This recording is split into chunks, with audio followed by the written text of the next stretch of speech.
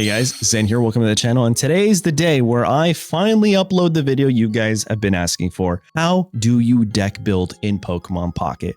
I think this one's going to be a pretty helpful one for a lot of players, new and old.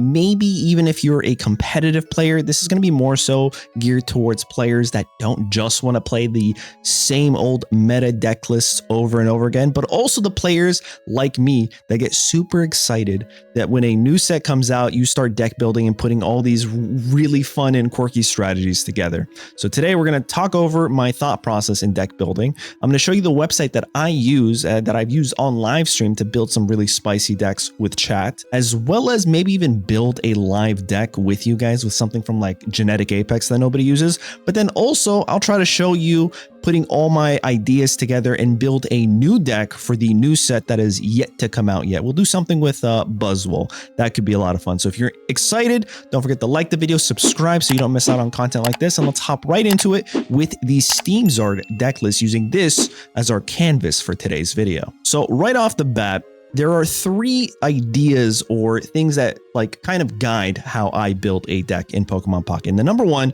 is, what is the goal? What is the win condition? What is the whole purpose of the deck? This one is Steam Zard, right? So you have a Charizard EX. The goal is to get this guy online, stoke, right? Let me go to the full page right here. Use your stoke, then to Steam Artillery and just win games. That's your win condition. You get 5 energies on the sky by turn 3 the latest. If you don't have a rare candy or something, then you're able to just start popping off some Steam Artilleries and often just win the game at that point, right? So that's the idea of this deck list, and that's what you need to understand first is like, what is your deck actually trying to do? And it's typically geared around 1, maybe at most 2 Pokemon. So with that being said, we have our double Steam Zards, our double Charmanders, a single Charmeleon, and 2 rare candies. With the emergence of rare candies, this is just super helpful with a stage 2. So those are kind of your staple, your main cards. The flour, I guess, I'm not really good at baking, the main component, the ingredient of this deck. And now everything else is going to provide high value, right? That's going to be the second part of deck building for me, is what other cards can I put into this deck that'll provide high value and possibly even just be some staples in this deck. So for example, taking out those rare candies, this rare candy, not taking it out, but like removing from the first part of it, this is a staple for this deck. You need a rare candy. Pokeballs, staple in this deck. Professor Researchers, obviously staple in this deck. So that's already 6 cards. Now we look at some other cards that provide high value. Communication, Cape, I say Lily is a very high value card for your Steam Zard, keeping it alive. And then honestly, Sabrina's pretty good for disruption. Now, other high value cards that also lean into the next category, which is teching out your deck, would be Turtonator. I think a Turtonator is a very high value, but also a tech card for this deck because it helps you combat things like Oricorio. For those of you getting ready to comment, what about Oricorio? Well, that's why Turtonator's in here. And we're going to be showing off like 3 top meta decks and how they take all of these things into consideration when building their decks. You also have Kiowa here, which I guess you can consider as a tech card. You don't have to run this, but like it really helps when you have this and Turtonator in your deck. So like this only works for this guy, and this guy isn't the main part of your deck. So that's why I consider it a quote unquote tech card. Lily works on your Steam Zard, but your Steam Zard is your main component of the deck, so I'm not considering it really a tech. It's more of a high value card for your Steam Zard. Hopefully you guys are following along. It's not too difficult. And then another tech card would be Gizmo. I know it's Guzmo. I just like Gizmo. It just feels better. Guzma, in case you're going into things that have like capes, Rocky Helmets, it just helps you not take damage from things like Rocky Helmet and dish out a ton of damage. So that's kind of the base bread and butter. Now, it's not that, it's really not that hard. I might have just spewed a bunch of words and you're like, what are you even talking about? We're going to go over 3 separate meta decks, and then I'm going to build a deck and then show you a Buzzwole deck. So don't worry, we're going to put all of this into practice. Hopping right into the website that I like to use, it's the same website where you can find all the tournaments for Pokemon Pocket. It's limitlesstcg.com. I check the FAQs in the description. They're all there. The link to the websites and everything you could possibly need. I go there. I do my deck building there. It's fantastic. I also like to showcase it this way. So that way when I'm live streaming, chat can be like, you know what? How about we do something with not a Alolan Sandslash? It just makes it a more interactive experience. But let's talk about this deck list here. It does the same thing. So what is your not high value, your main win condition of this deck? Your big EX is going to be Garchomp, but then it also leans into Rampardos, right? So you have actually 2 win conditions in this deck, and they also will provide high value. Now you have 2 Gibbles. Why are we playing this Gibble over the other Gibble? Well, this one has a 0 weakness because it's a dragon type, a higher value card. Things you would look into if you're debating on, oh, do I play this Gabite versus the other Gabite? Well, how much HP does this one have, right? How much retreat cost does this one have? And then also, does it have any weaknesses, and how much energy do they need to attack? So when you're going into things that have multiple pre-evolutions, like a Pikachu or something for a Alolan Raichu, you want to look into things as like their retreat costs, their attack damage, energy, and their total HP. That's going to be helpful. We're running a single stage 1 line for both, double rare candies, so that way we can actually get, potentially, if we wanted to, in a perfect world, double Garchomp EXs and double Rampardos online. That's the main cards. Other staples, I guess you can say, for this deck would be the single Pokeball, the double Skull Fossil, and the double Professor Research, and the double Rare Candy. Everything else is going to be a high value card. I'd even say Cyrus is leaning into a tech as well as Iono, meaning if you break your hand and you're looking for that Skull Fossil, Iono can help you with that. It's a single card in your entire deck that, like, it only helps you in very specific situations. That's what I mean by tech cards. Cyrus, kind of same thing. If you hit something that is a 2 prize point Pokemon like an EX that you can knock out the following turn with Rampardos, well, Cyrus is your tech card that does that for that specific situation. It also provides a ton of value. We have Lily here because both our Pokemon are stage 2s, a cape, and that's pretty much it, right? Nothing too crazy. That's very similar to the deck list that I used to get the Masters, but why this type of deck works.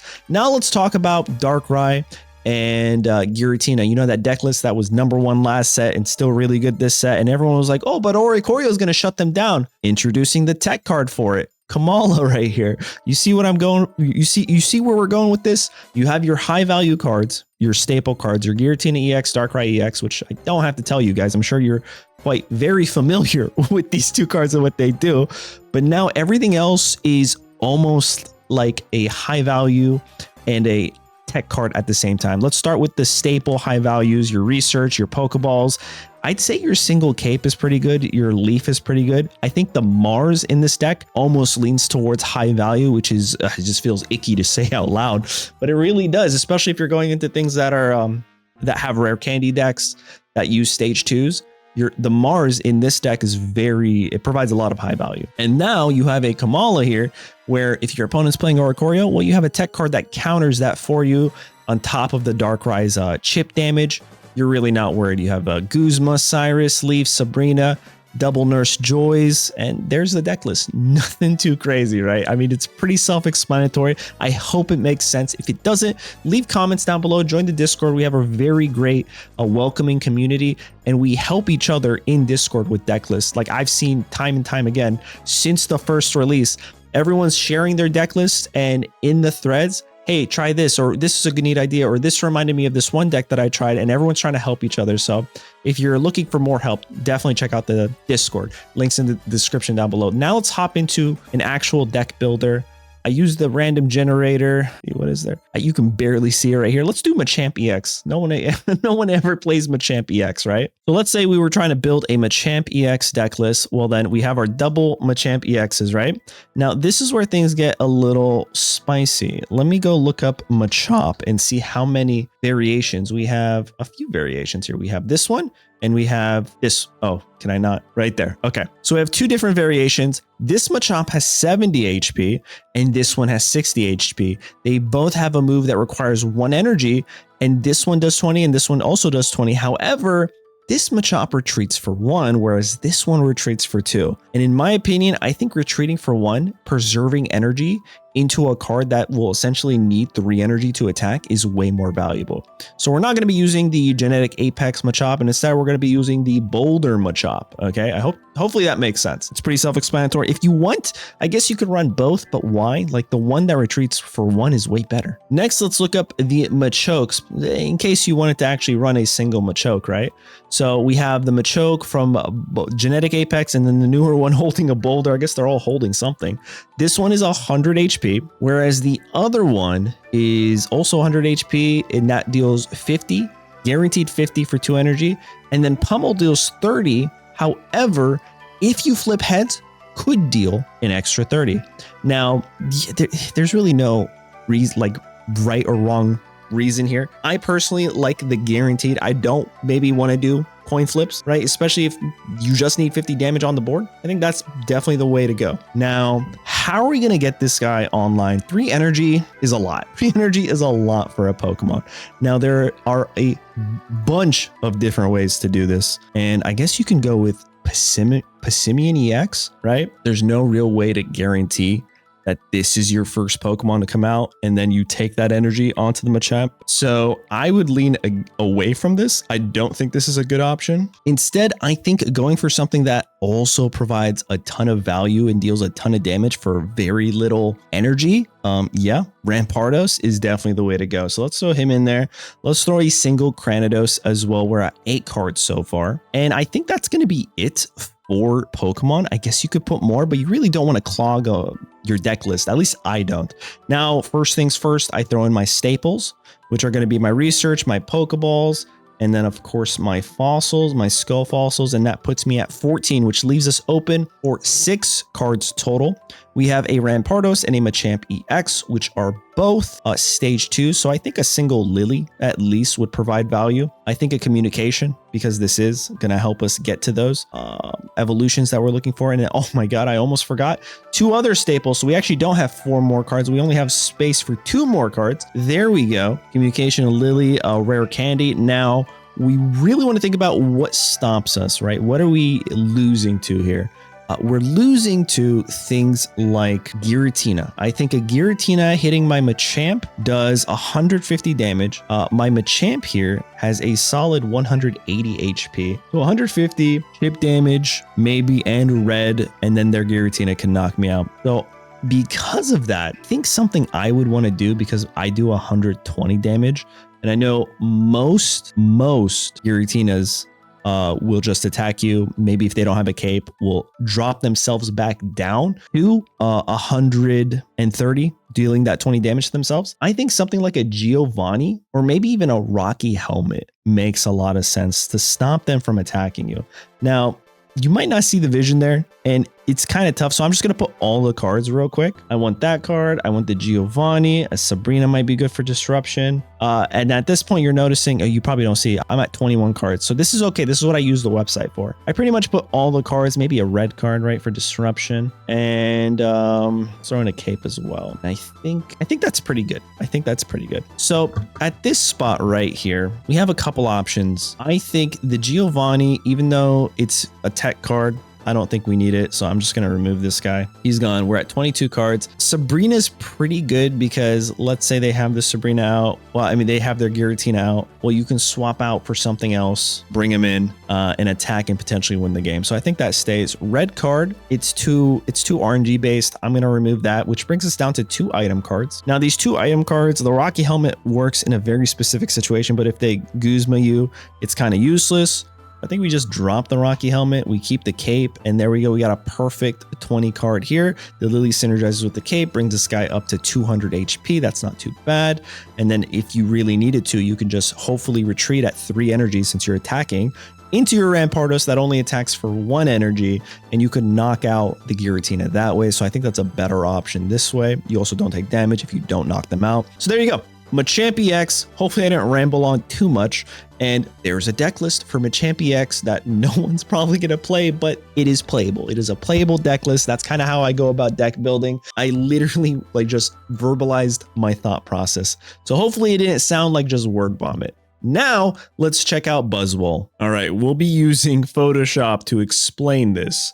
as best as I can. So we're running Buzzwole here, and I think running double Buzzwoles makes the most sense, right? Now, the way I'm building this deck is Buzzwole is my finisher, and everything else is going to support Buzzwole. We have Celesteela here. We'll run a, I think, double Celesteela, puts us at 4 cards. Hopefully I have enough space to do all this. Next up is Pheromosa.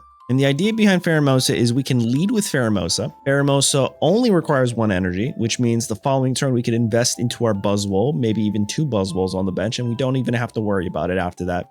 In fact, we really don't even have to put more than 1 energy onto our Buzzwole with another card that's in this deck that we'll talk about in a bit. So let's move this to 6 cards. Kartana is the same reasoning as the Pheromosa. You can lead with it, only requires 1 energy, and you can start dealing damage. And now let's talk about another main reason we have 8 Pokemon is Celesteela from the bench lets you swap all of your Pokemon out once per turn with the active spot. So you can continually cycle and keep things alive with your, let's say, Leaf Cape. So now we are at a total of, what is that? 10 cards. I'm going to make them a bit smaller. All right. So we'll move this over here. A double Pokeball. It's pretty self-explanatory. Double Professor Research. And then we have Louisamine, right? Double of those, which leaves us open with 4 more card slots. And those 4 cards are going to be things like Cyrus, which synergizes with your Pheromosa, since that deals 20 damage to the active and one of their bench. You could just pull them.